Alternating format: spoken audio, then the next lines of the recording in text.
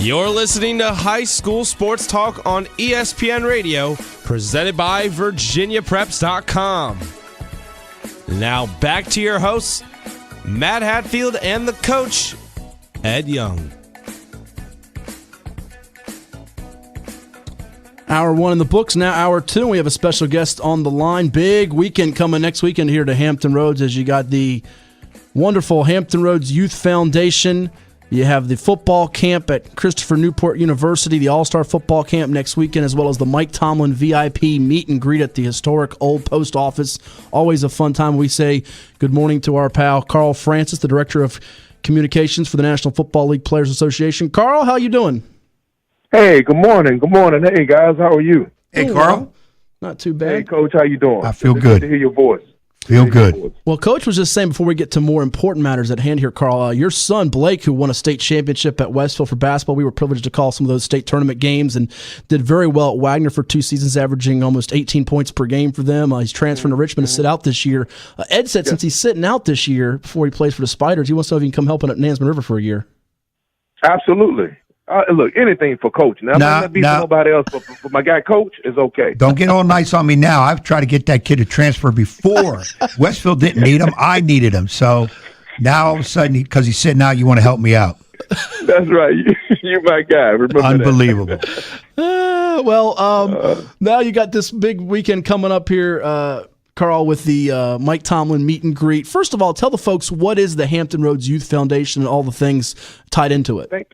Thank you so much. Listen, Hampton Roads Youth Foundation, we've been around for 22 years. My first inclination was to create a football camp that was free for youth in the area. Obviously, when I came up, I'd never attended one of those camps. So I said, when I got my job with NFLPA, I thought it was always important for me to, figure out a way to say, let me give this experience to others in our area. And so that's what had me give Vernon Lee a call and a few other gentlemen to say, let's do a free camp in the area.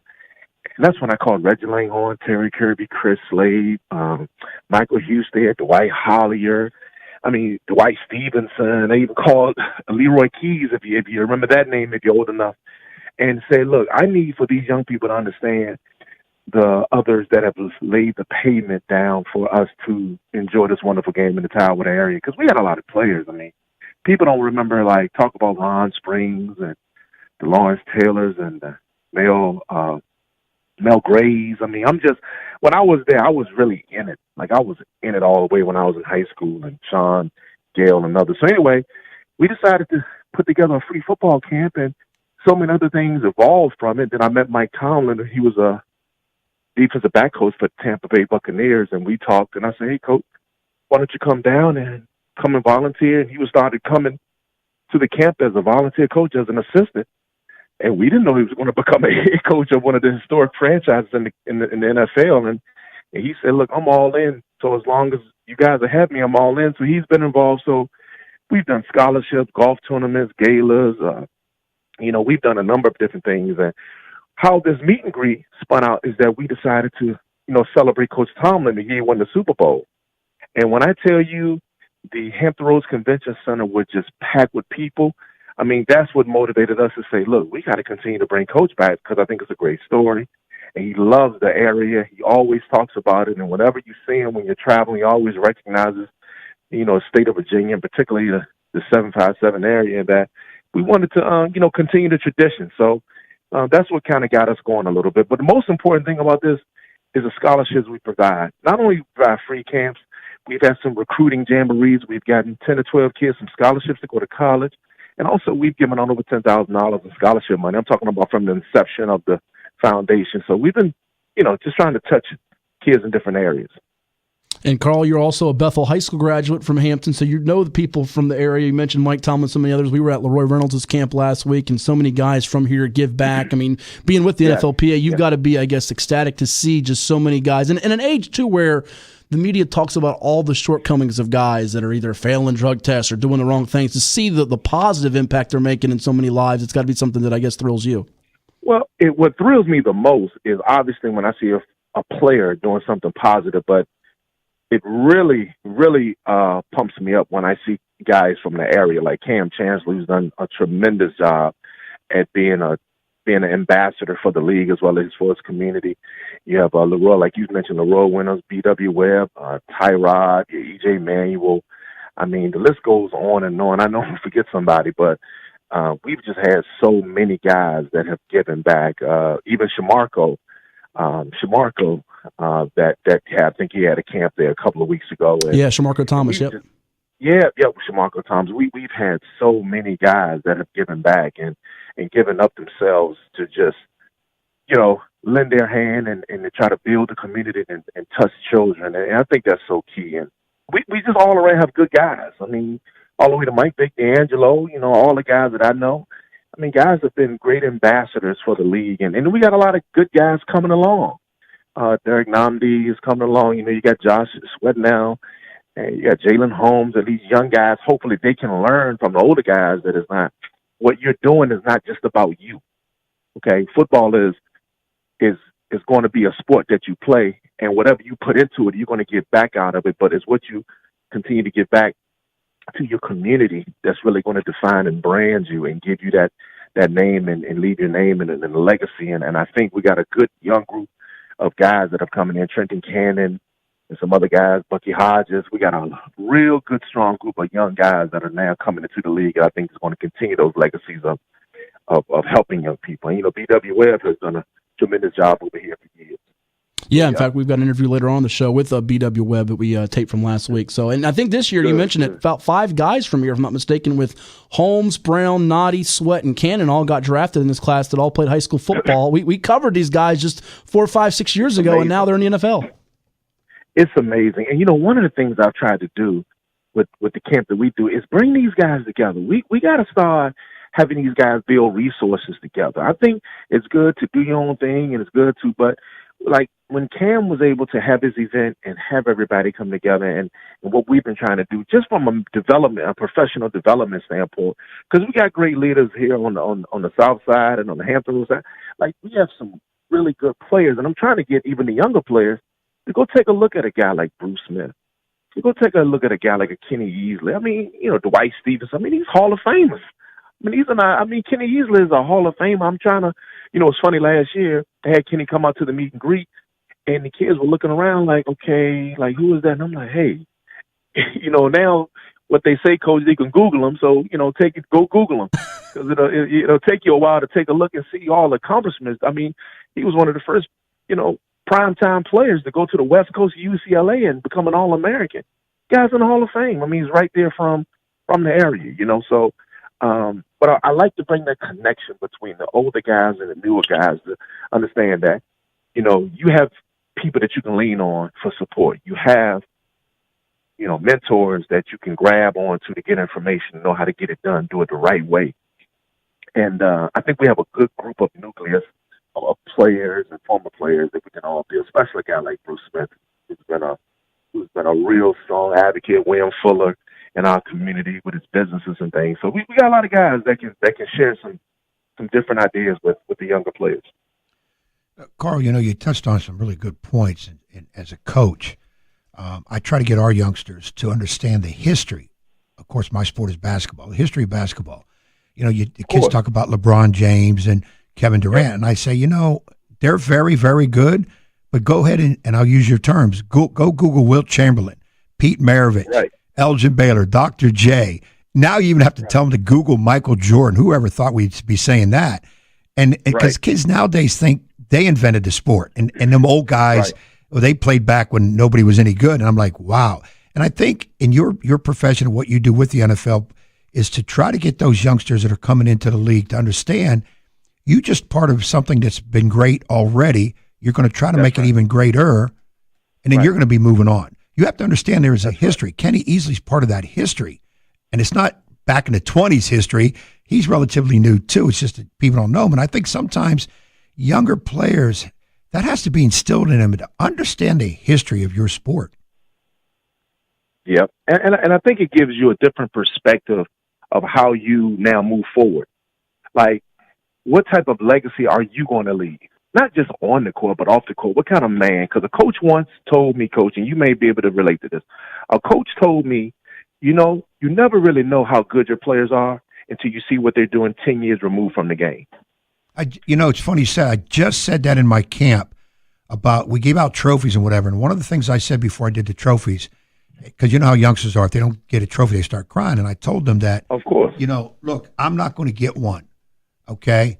And my trophy as a coach are these players behind me. We had 3 players, former players, come in and speak to the kids. Nick Wright from Older Men being one of them, and he did a great speech to the kids about what life really is all about. And I said, my trophies are these kids. They come back 10 years later. They tell me about their families. They're, Coach, I'm that stuff that you use with us, I'm using now. You hear them, and I say, that's the trophy. They have been a success. It wasn't, well, did they make all district? Were they all state? Did they score 20 points a game? That's immaterial right now. It's, did they stay out of trouble? Did they contribute to the community? Did they raise the family the best way they can? Those are the things that have become the trophy. And that's what you hope as a coach that you instill in them as they move forward, because a lot of basketball and sports is related to life. So you use a lot of those life experiences to instill those principles in those young players so that when they finish playing the game, they can look back and pull from them, not necessarily as an NBA player, as an NFL player, but as a young person, trying to develop his career path. And like you said, what type of man did you become, right? Because we had a lot of guys go to you may have a lot of guys that go to the NBA, go to the NFL, and then they turn around and they're struggling on hard times. But what about that guy that didn't get much playing time, that may not have started, that may not have been a star, but the guy's a judge now? Exactly. And the guy owns his own medical profession, or there's a guy that has a great family, that's taking care of his family, that's committed to his community. I mean, those are the young men that I'm hoping that are developing from our professional ranks that can come back and just sprinkle a little bit of that into our younger kids, because it's key.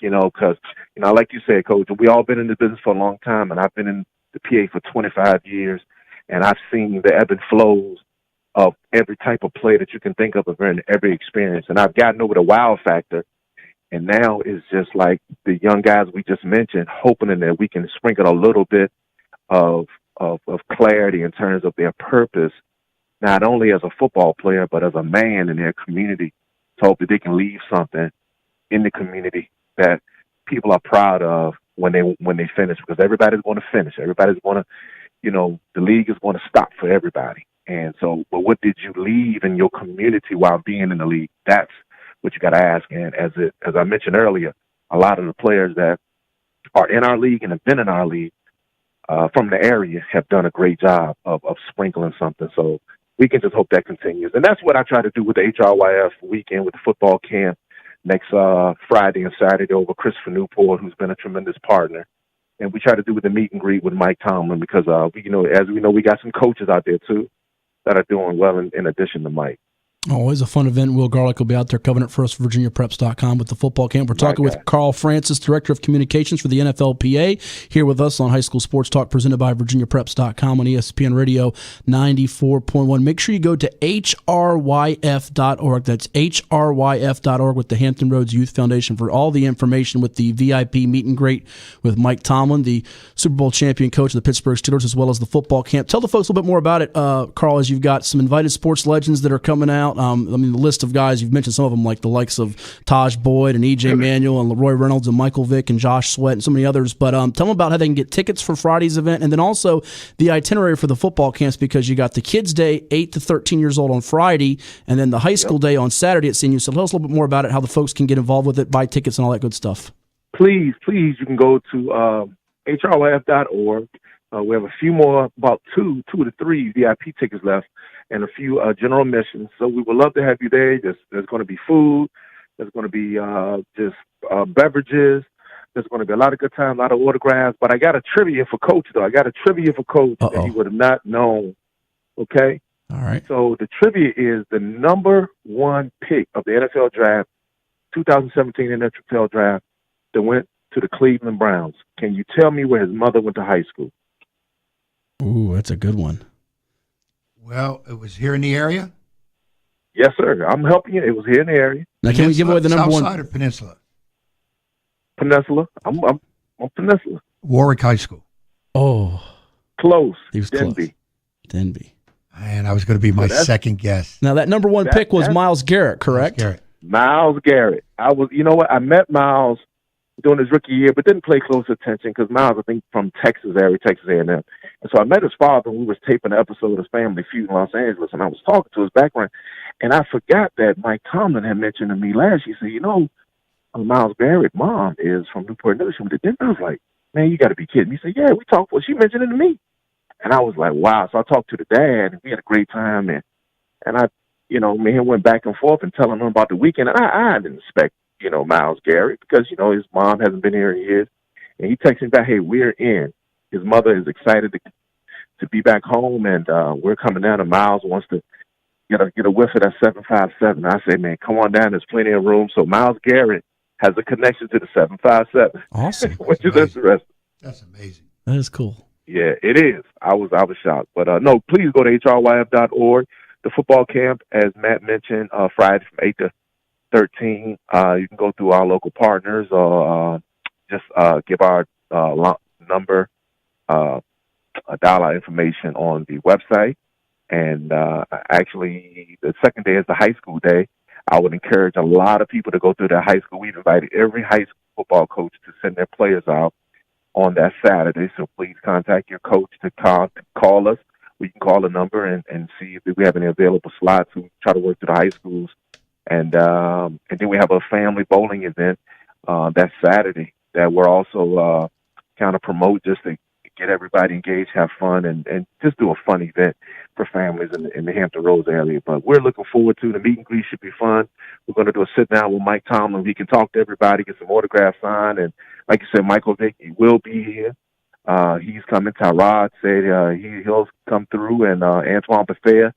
Guys that have been just real good ambassadors for our league in our area. And so we're looking forward to having a lot of fun next weekend. It's always a good time for me. Well, before we let you go, I got to tell you this quick little story here, Carl. You had the celebrity bowling, which I'm intrigued by because back in the day, this is about 10, 11 years ago, Ed had his team down in Myrtle Beach, and I was covering it for Virginia Preps, his team as well as Bishop O'Connell. And we went to a bowling alley with the team, and he comes up there, typical Ed, I haven't bowled in years. He comes up there almost every frame he gets a strike. The guy had almost a perfect game in bowling. So we might have to get Ed Young out to that celebrity bowling party. I'd love to see that. They didn't have the little things, the bumpers up, did they? They didn't. Well, I tell you, Carl, you keep pushing, boy. You keep pushing that envelope. Not only can I not get blanket, now I got to use bumpers to have almost a 300 game in bowling. I can do some bowling now. Listen, he's pretty good at bowling. Hey, Carl, I got to ask you this. I'm going to take a little trip to the serious side. The big news, so to speak, in the NFL kind of lately, other than the draft picks and all this and that, the NFL comes out with the ruling that the players, hey, you either got to stand for the anthem or stay in the locker room. Some people like it, some players like it, some players don't. Without being real controversial about it, your opinion and what's the feel? You're around the players. And again, we understand they're not protesting the anthem. People don't get that. That's the thing that's being lost in this. Is the players aren't disrespectful to the country. People don't get that. But, what's the feeling going on with the players and yourself? Well, I just think players, are now fighting for a voice. I think our community really, really kind of put players on a pedestal of being an athlete. You're my favorite player. You throw a football, you run for a touchdown. But I think players are now really trying to get more socially conscious and understanding that I'm more than that. I think our country is pushing people to be identified as more than just being an entertainer or more just being but I'm a community person. I've come from that community. I vote. I do all these different things that make me a citizen. But when it's time for me to speak up like a citizen, I'm told, shut up and go play football, right? Exactly. And so I think players now are really starting to really feel confident about where they stand and how they position themselves in terms of issues that are important to them. And every player has an issue. Every player is fighting for different things that impact them. So I think that really when I take the temperature around the league, I think that's the focus of the whole discussion is let me speak on things that are important to me that impact my country. And that's what's important. Like you said, the narrative have been shifted around a couple of times from the initial thought of why players have stood up. and that's unfortunate. But at the same time, I understand how other folks feel, but players just want to be heard, and players just want to be respected as human beings and as citizens. Because one day, when they stop playing, then all of a sudden you have to wait for a doctor's appointment like you. Then all of a sudden they're resorted back to being a citizen, where it's like, no, I'm a citizen now. Like, I'm a human being. Like, I want to feel as though I can express myself on issues that are important to me, because a lot of players are more engaged in their community. They are about building. You know, I was just talking to Aurelius Ben out of D.C. He went to H.D. Woodson or Dumbow. I forget one of the two, but he was wide receiver, All-American in high school and all that stuff, right? So he plays for Jacksonville Jaguars. And this guy is building a financial education app for high school students to learn the fundamentals of money in high school, right? So this is an active player. This guy only been in the league 6 years, right? So if you think about it, being from D.C., from his neighborhood, from his area, you wouldn't think that that's important to him. But these are things like, hey, take me out of that role of just running up a field and tackling some person. But I'm a human being, and I think people don't understand the importance of how these players feel about being connected to the community. And I think that's where the whole discussion is, based around standing for the anthem and things of that nature. I think guys are upset because they don't like being told what they can and cannot do when it comes to being able to have freedom of speech. And I think that's what's really taking a lot of guys by storm. So it should be interesting how it unfolds this season. Should be an outstanding weekend. Next weekend, you got the Mike Tomlin Absolutely. VIP meet and greet at the historic Old Post Office. You got the All-Star Football Camp at CNU's Pomoco Field and the Celebrity NFL Bowling Party. I'm going to try to sneak Ed Young in there next Saturday night. I'll go to hryf.org with the Hampton Roads Youth Foundation. Carl, thank you so much, and look forward to seeing you soon. Thank you. Hey, Coach, I miss you, man. We got to talk more often, my friend. Definitely got to do that. We absolutely do. We got to connect. All right. Let me know if you guys ever need anything. I really appreciate it. And, Matt, thank you again. I really appreciate it. Thank Absolutely, you for your Carl. help. Appreciate it. All right. That is the one and only Great Carl Francis with us this morning here on the program. Bethel High School graduate, now the Director of Communications for the NFLPA on High School Sports Talk, presented by VirginiaPreps.com. When we return, great Bridgehead football coach Brian Bowerboom is scheduled to join us next on ESPN Radio.